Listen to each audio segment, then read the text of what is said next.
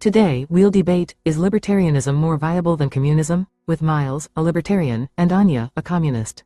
They're two artificial intelligence personas. Please introduce yourselves.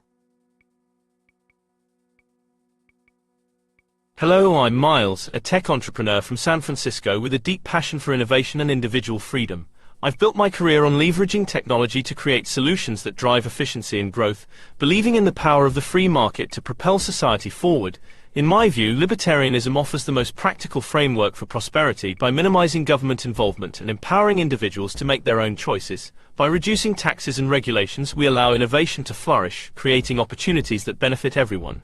Our rapidly evolving tech landscape showcases the incredible potential when individuals are free to explore, create, and exchange ideas voluntarily. I'm excited to delve into why I believe a libertarian approach is not just viable, but essential for a thriving future. Hello, I'm Anya, a political science professor from Berlin with an academic focus on Marxist theory and the pursuit of social justice. My experiences in Eastern Europe during and after the Soviet Union's collapse have profoundly shaped my views on economic systems and their impact on human lives. I advocate for communism because I believe in a classless society where resources are equitably distributed and everyone's needs are met, not dictated by their means.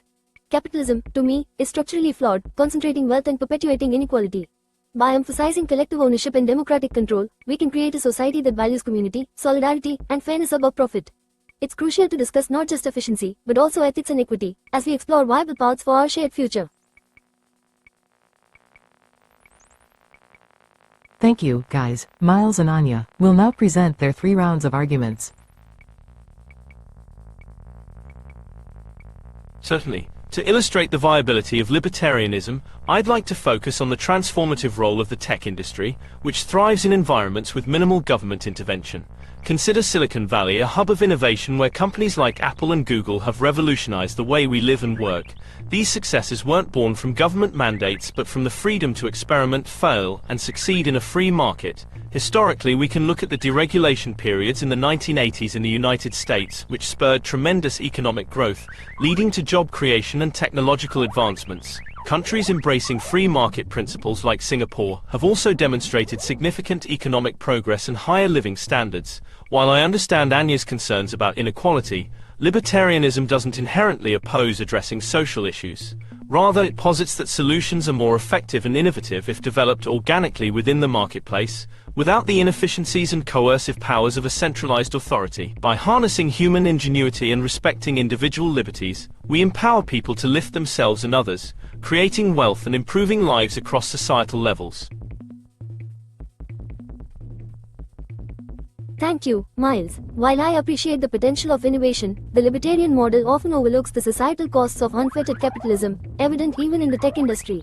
Silicon Valley, for example, has contributed to severe economic disparities and a high cost of living crisis in the surrounding areas, displacing vulnerable populations. These outcomes stem from a lack of adequate regulation and the prioritization of profits over people. Historically, we can examine the Gilded Age in the United States, a period often romanticized for its innovation and growth but marked by extreme inequality and worker exploitation. The absence of regulation resulted in monopolies and poor working conditions, issues only addressed through legislative intervention. The focus on individual success in libertarianism can marginalize the collective needs of society. While technology has advanced significantly, it has also contributed to issues like data privacy invasions and labor dislocation, which require oversight and protection that a hands-off approach can't provide. By concentrating on the liberty of the few, we risk exacerbating inequality and ignoring the vital social safety nets necessary for a just society.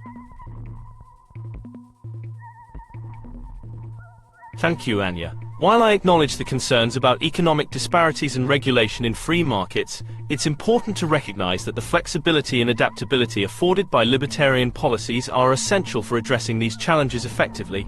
The Gilded Age, while rife with inequality, also led to rapid industrialization and the eventual rise of reforms driven by market competition and consumer demands, highlighting the system's capacity for self-correction. Regarding Silicon Valley, it's crucial to note that many of these companies, despite issues, have driven global connectivity and innovation, creating countless jobs and opportunities worldwide.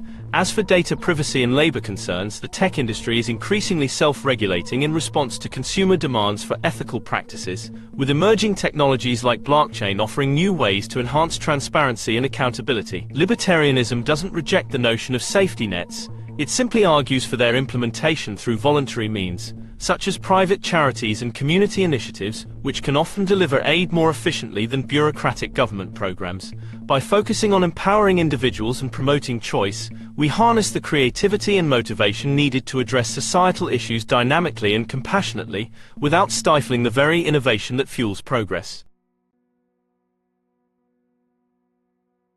Thank you, Miles. While the adaptability of libertarian policies is noteworthy, the assumption that markets will self-correct or that private initiatives can sufficiently replace systemic solutions often proves unrealistic. Historically, significant reforms addressing inequality and exploitation have been propelled by collective social and governmental actions rather than voluntary, market-driven changes. In instances like the Great Depression, it was only through decisive government intervention, not self-regulation, that economies stabilized and recovered, highlighting the necessity of having robust mechanisms in place to address systemic failures that markets alone cannot rectify. While tech advancements have indeed connected us globally, they've also widened the gap between the haves and have-nots, both within communities and across nations. Solutions to these disparities require structured, equitable frameworks that prioritize public welfare over corporate interests. Moreover, depending on voluntary initiatives for essential safety nets leaves too much to chance, risking inconsistent coverage and accessibility. True social safety requires equitable systems ensuring that everyone, regardless of market conditions or individual benevolence, receives the support they need. A collaborative, democratically controlled approach to resources and regulations is crucial to balance innovation with responsibility, ensuring that progress serves the many, rather than just a privileged few. Thank you for your insights, Anya. While it's clear that your reading list might be as thick as Das Kapital, let's dive into the practical side of things. It's true that historical interventions like the New Deal helped the economy, but remember, too much government oversight can often resemble herding cats, except the cats are regulations and they multiply. Regarding market-driven change, think about how ride-sharing companies have revolutionized transportation or how fintech has unclogged traditional banking lines, industries self-correcting through innovation without waiting for government red tape to untangle. As for safety nets, modern crowdfunding platforms and charitable tech initiatives have shown that people can and do band together to support one another voluntarily, harnessing the same human spirit that powers my favorite meme stocks. In summary, libertarianism fosters a culture of innovation and choice, allowing societal evolution to be led by individuals and communities rather than centralized plans. By focusing on empowering people rather than prescribing actions, we cultivate a future where everyone has the opportunity to thrive, just like those hard-working ant colonies who incidentally aren't great at central planning. Thank you, Miles. Your faith in the market is as robust as a Silicon Valley startup's optimism before profitability. However, let's not put all our eggs in the entrepreneurial basket, especially when some naturally crack under pressure, creating quite the mess without effective collective handling. Your examples of ride-sharing and fintech are intriguing, but let's not forget they often disrupt without safeguards, sometimes leaving people as stranded as a tech enthusiast in a no-Wi-Fi zone. The regulations you liken to multiplying cats actually prevent the mightiest of lions of industry from swallowing the whole ecosystem.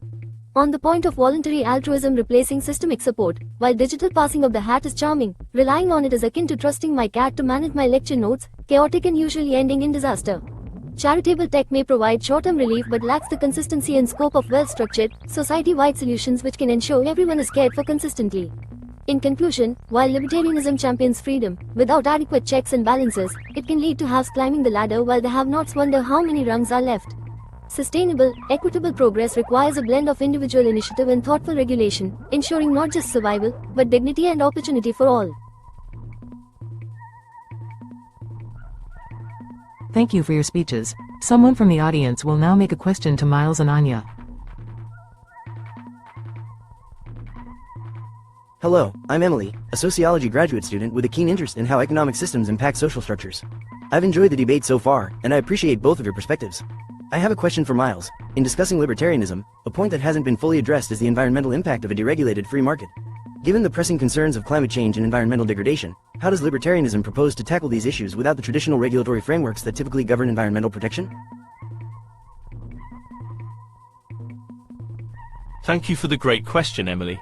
The environmental impact is indeed a critical concern that requires innovative approaches beyond traditional regulatory frameworks. Libertarianism emphasizes property rights, which can be a powerful tool for environmental protection. When individuals or communities have a vested interest in maintaining their environments, they're more likely to pursue sustainable practices. For example, If a river is privately owned by a local community, they have both the incentive and responsibility to keep it clean as their livelihoods depend on it. Additionally, libertarianism encourages technological innovation to solve environmental problems. The burgeoning green tech sector is a testament to how market-driven solutions can address climate challenges more efficiently than bureaucratic interventions.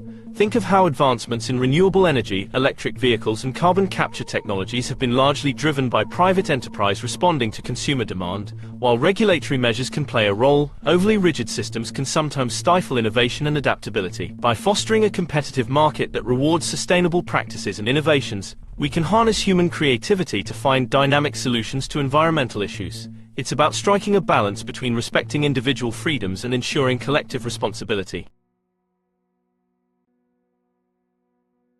Hello again, Anya. A fascinating aspect of communism is its vision of a classless society. However, one aspect that hasn't been discussed in depth is how communism would address the distribution and incentivization of labor, particularly in high-skill sectors like technology and healthcare, where expertise and motivation play crucial roles. How does communism ensure both the development and retention of talent in such sectors while maintaining equity and fairness across the labor spectrum? Thank you for raising this important question, Emily. In a communist framework, the distribution and incentivization of labor, particularly in high-skill sectors like technology and healthcare, are approached through the principles of collective benefit and social contribution, rather than market-driven competition. Firstly, education and training would be accessible to all, ensuring that everyone has the opportunity to develop their talents and skills without the barriers of financial cost, leading to a well-prepared workforce ready to meet the demands of various sectors. In a classless society, the pursuit of knowledge and expertise is driven by a commitment to the community and the betterment of society, rather than individual financial gain. Moreover, while monetary incentives like those in capitalism may not drive motivation, social recognition and the fulfillment from contributing to the common good serve as powerful motivators. People are encouraged to pursue work that aligns with their skills and passions, understanding that their efforts are valued and vital to societal well-being. Additionally, labor in essential sectors is organized to be collaborative and democratic, with workers having a voice in decision-making processes, fostering an environment of shared goals and mutual respect. This ensures that both the development and retention of talent are guided by a sense of purpose and community involvement, aligning personal ambitions with collective needs. Ultimately, by prioritizing equality and community well-being, communism aims to create a work environment where everyone can thrive and contribute meaningfully, ensuring that high-skill sectors have the necessary expertise while maintaining fairness across the labor spectrum. The debaters now have a minute to talk about something they regret not bringing up to the discussion.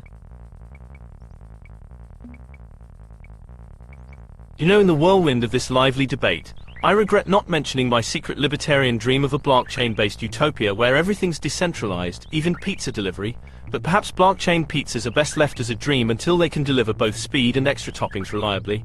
As for Anya's arguments, they were compelling, like a well-worn copy of the Communist Manifesto. However, the idea that communal motivation can replace monetary incentives in high-skill sectors strikes me a bit like training to run a marathon by thinking really hard about the finish line. You definitely need a bit more than just good intentions to get across. But in all seriousness, this discussion has been enlightening, and I appreciate the spirited exchange of ideas. Even if we agree to disagree on a few things, I think we can all recognize that some notions are frankly as chewy as a week-old baguette. Reflecting on our engaging discussion, I realize I missed the perfect opportunity to bring up my vision of a future where every university lecture is a vibrant community event, complete with snacks and free education for all, something worth writing home about, though not necessarily a dissertation. Regarding Miles's arguments, as much as I appreciate the enthusiasm for decentralized pizza delivery via blockchain, the concept of relying solely on private charities and tech-driven solutions for social welfare seem to me like trying to warm a room with the heat from your laptop. Admirable in theory, but you'll likely end up shivering a bit. Yet, through all of the contrasting opinions shared today, I've thoroughly enjoyed the camaraderie and thoughtful banter. It's been as refreshing as a delightful walk along the Berlin Wall's historic path. No hard walls between our ideas, perhaps, but plenty of good-natured intellectual graffiti. Thank you, folks. Let's go over to our judges. Miles's scores: 1. Clarity and coherence, 8 out of 10. Miles consistently presented his arguments with clarity, using relatable examples from the tech industry to make his points accessible. His use of anecdotes and humor helped maintain engagement, though at times his enthusiasm for innovation may have glossed over some underlying complexities. 2. Use of evidence, 7 out of 10. He effectively utilized examples from the tech sector and historical deregulation to support his arguments. However, his reliance on tech-driven solutions could have been bolstered with more empirical data or studies highlighting the broader impact of libertarian policies. 3. Engagement and interaction, 9 out of 10. Miles was responsive and engaging throughout the debate, adapting his arguments to address Anya's points directly. His humorous jabs were lighthearted and kept the tone friendly, demonstrating a strong ability to connect with both his opponent and the audience.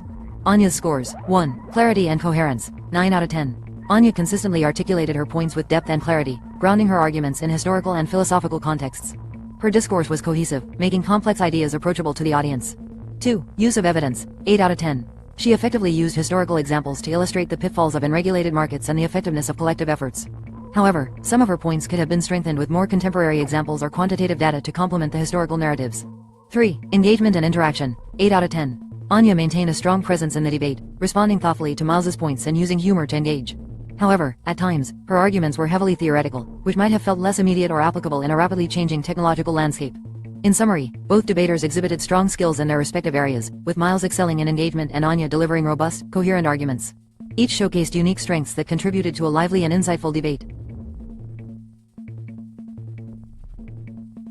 What are your opinions about the debate? What would you like to see AI's debate next? Keep questioning.